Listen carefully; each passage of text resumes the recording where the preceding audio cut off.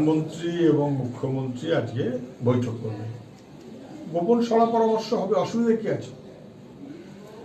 মুখ্যমন্ত্রী প্রধানমন্ত্রীর কাছে যাবেন, ফাইলপত্র থাকবে, অফিসাররা থাকবে, রাজ্যের দাবি নিয়ে আলাপ আলোচনা হবে, এগুলো স্বাভাবিক এবং সঙ্গত।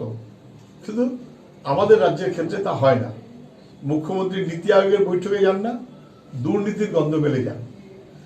মুখ্যমন্ত্রী কেন্দ্রীয় সরকার সভা ডাকলে সেখানে যান না।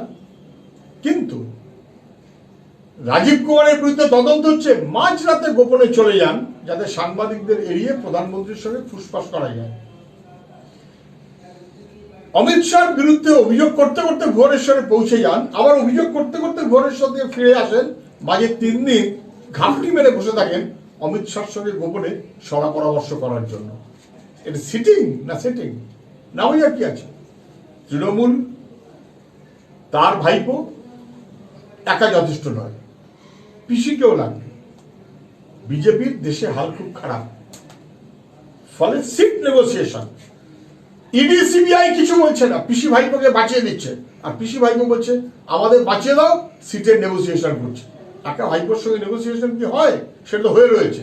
এবার পিসিকেও একটু নেগোসিয়েশনে আনতে হবে। সিটিং এর নামে সেটিং। প্রধানমন্ত্রী মুখ্যমন্ত্রী তারা 7 দিন আগে থেকে জানা থাকলো যে শিডিউল্ড মিটিং।